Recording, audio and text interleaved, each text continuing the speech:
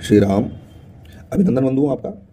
कई बार प्रश्न ये होता है कि लोग आपस में चर्चा करते हैं कि लोग अपनी बुद्धि की या मनुष्यता के विपरीत कर्म क्यों करते हैं और वो अपना हित क्या है और अपना अहित क्या है यह भी नहीं देख पाते हैं।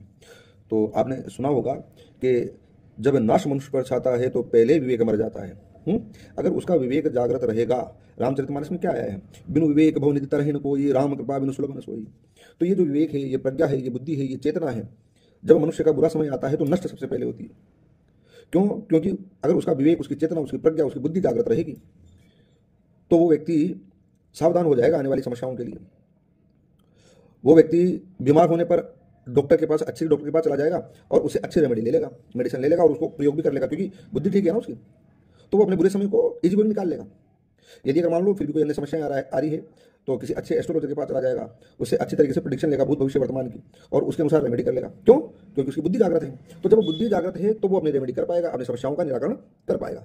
जब आपकी बुद्धि खराब हो जाती है, जब बुद्धि आपकी विपरीत हो जाती है, तब समस्याएं भयंकर रूप से आती है कि हाँ, अब इसकी बुद्धि कंफ्यूज हो चुकी है, ये भ्रम में है, अब मारो, अब इसके कर्म से भुगाओ।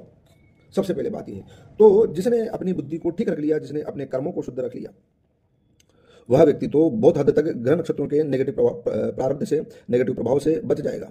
लेकिन जो अपने बुद्धि को ठीक नहीं रख पाया, जिसके कर्म में शुचिता नहीं है, जिसके जीवन में शुचिता नहीं है, जिसकी साधना का बल नहीं है, वह व्यक्ति तो दुख पाने के सिवाय कुछ कर ही नहीं सकता। यहाँ तक कि जिसकी साधना है, जिसका धर्म है, जिसकी शुचिता है, वह भी ग्रह नक्षत्रों के नकारात्मक और सकारात्मक बलाबल से नहीं बच सकता है।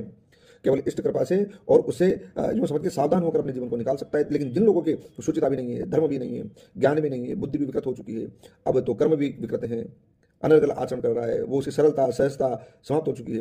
बुरा समय आने पर भी कपटता, छल, पाखंड समाप्त नहीं हो रहा है, बुद्धि का भ्रम समाप्त नहीं हो रहा है, उसको समझ में नहीं आ रहा है कि राइट क्या है, रॉन्ग क्या है।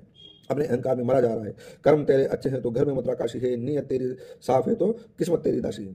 अगर नीयत साफ है तो किस्मत दासी है, कितना बुरा समय हो।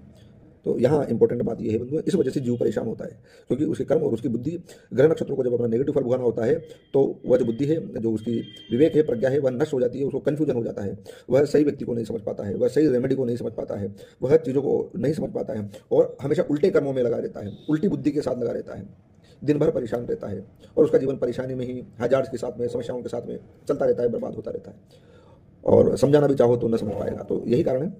इसलिए से अपनी बुद्धि को और अपने कर्मों को ठीक रखिए और अपनी बुद्धि को और कर्मों को ठीक रखने के लिए सरल बनिए, सहज बनिए, निष्कपट बनिए, निष्कलंक बनिए और ये बनने के उपरांत भी साधना का बल अपने साथ रखिए, साधना कीजिए। साधना से आपका इष्ट प्रसन्न होगा, इष्ट प्रसन्न होकर आपकी बुद्धि को ठीक रखेगा। बुद्धि को वो सावधानी तो देगा ही, बुद्धि को ठीक रखने से उपचार भी देगा ही, साथ साथ आपकी आने वाली अलाबला से भी आपकी रक्षा करेगा। वो तभी ही हो सकता है जब आपकी बुद्धि जागृत हो, प्रज्ञा जागृत हो, विवेक जागृत हो। यहीं पर ज्ञान है, यहीं पर सब कुछ है, यही ब्रह्म है, ये समझिए, यही आत्मा है। तो जिसकी बुद्धि कमजोर है, सबसे पहले समझ लो कि उसका आत्म तत्व ही खराब हो गया, यूँ है। तो ये सब चीज़ें हैं। भले ही आप कैसा भी ग्रह नक्षत्र लेकर आओ, बलाबल लेकर आओ, अच्छा और बुरा, ग्रह नक्षत्र तो अपना फल भुगा ही देते हैं, चाहे आप साधु हो चाहे दुष्ट हो, उससे कोई फर्क नहीं पड़ता। भाग्यम फलति सर्वत्र न च विद्या न च पुरुषम। परंतु फिर भी मनुष्य को कर्म अच्छे करना चाहिए। कर्म प्रधान विश्व का इलाका। जय जय श्री सीताराम, यही कारण है।